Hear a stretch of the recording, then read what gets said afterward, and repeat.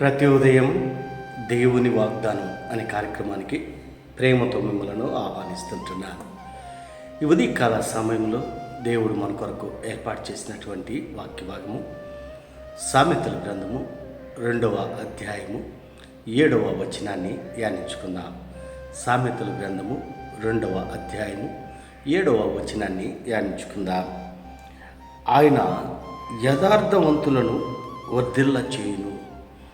క్రీస్తునందు ప్రియమైన దేవుని బిడ్డలారా, ఈ ఉదయకాల సమయంలో దేవుడు మనకిస్తున్నటువంటి ఈ యొక్క వాగ్దానం, మరి ఈ వాగ్దానాన్ని మన జీవితాలకు, మన కుటుంబాలకు అన్వయించుకొని ఈ వాగ్దానము దేవుడు మనకును మన కుటుంబాలకును ఆశీర్వాదకరముగా మార్చుతూ మరి ఆయన పరిచర్యలో ముందుకు కొనసాగేటువంటి వారిగా ఉండాలని దేవుని యొక్క సంకల్పమై ఉంటున్నది. మరి పరమ జ్ఞాని అయినటువంటి సొలొమోను ఈ యొక్క సామెతల గ్రంథాన్ని రచిస్తూ జ్ఞానమును గురించి అనేక విషయాలు మరి ఈ యొక్క సామెతల గ్రంథంలో మనం చూడగలం.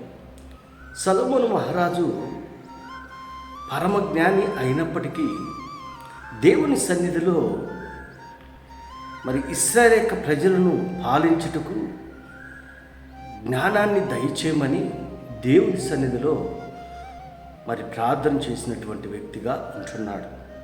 మరి ఇక్కడ మనం గమనించినట్లయితే చదవబడినటువంటి వాక్య భాగంలో ఆయన యథార్థవంతులను వర్ధిల్ల చేయును అని ఎందుకంటున్నాడంటే, బైబిల్లో మనం గమనించినట్లయితే అనేక మంది దేవుని యందు నమ్మకముగా యథార్థముగా ఉన్నటువంటి వారు అనేక మందిని మనం చూడగలం.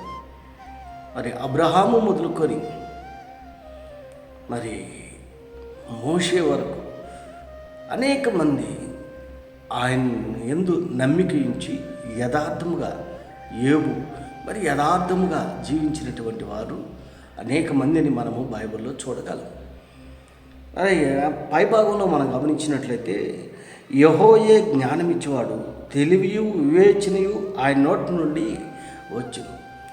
ఈ లోక జ్ఞానము ఎర్రితనంగా ఉంటుందని బైబిల్లో మనం చూస్తుంటున్నాం. జ్ఞానం ఇచ్చేటువంటి వాడు ఆయన ఉంటున్నాడు. యెహోవాయే జ్ఞానం ఇచ్చేవాడు, యెహోవాయే.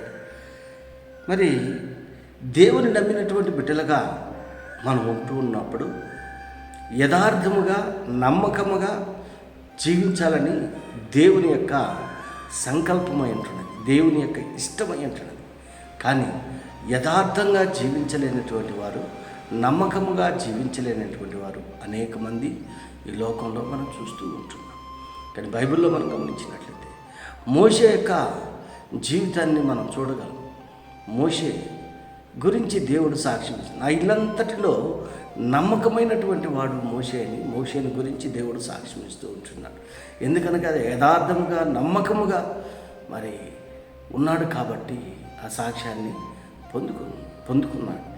మరి ఇంకా మనం గమనించినట్లయితే యోబు జీవితంలో యోబుకు అనేక శ్రమలు ఎదురైనప్పటికీ, అనేక కష్టాలు ఎదురైనప్పటికీ యథార్థవంతుడుగా ఉంటున్నాడు, నమ్మకస్తుడుగా ఉంటున్నాడు. మరి మన జీవితంలో మనము ఈ రీతిగా మనం ఉంటున్నాము, యథార్థంగా ఉంటున్నాము.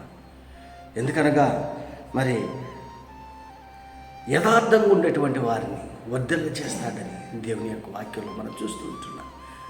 యోబుని ఏ విధంగా ఆశీర్వదించాడు, వర్ధిల్ల చేశాడో యోబు జీవితంలో నుంచి మనము చూడగలం. 200 దీవెనలు యోబు పొందుకొని ఉంటున్నాడు. ఎందుకనగా యథార్థంగా జీవించు. ఆయన వాక్యం చదువుట్లో యథార్థత కలిగి ఉండాలి. ఆయన ప్రార్థించట్లో యథార్థత కలిగి జీవించాలి. ఎన్ని శ్రమలు వచ్చినా, ఎన్ని బాధలు వచ్చినా, ఎన్ని కష్టాలు వచ్చినా దేవుణ్ణి మరవకుండా దేవునిపైనే ఆధారపడి దేవుని కొరకే జీవించినటువంటి యోబు మనకు ఆదర్శప్రాయుడుగా ఉంటున్నాడు. క్రీస్తునందు ప్రియమైన దేవుని బిడ్డలారా, జ్ఞానము దేవుడిచ్చేటువంటిది. ఆయన ఇచ్చేటువంటి జ్ఞానం పరలోక సంబంధమైనటువంటి జ్ఞానం, భూలోక సంబంధమైనటువంటి జ్ఞానం కాదు. మరి ఆత్మీయమైనటువంటి జ్ఞానము దయచేసేటువంటి వాడు దేవుడు, మన దేవుడు. మరి ఆయన సన్నిధిలో యథార్థంగా ప్రవర్తించేటువంటి వారిగా, నమ్మకముగా మరి జీవించేటువంటి వారిగా నీవు నేను ఉండాలని ఈ కొద్ది మాటల ద్వారా నేను హెచ్చరిక చేస్తుంటున్నాను. దేవుడి యొక్క మాటలు మరి ఎక్కువగా మీకును మీ కుటుంబాలకు ఆశీర్వాదకరంగా దేవుడు మార్చును కాక. ఆమేన్.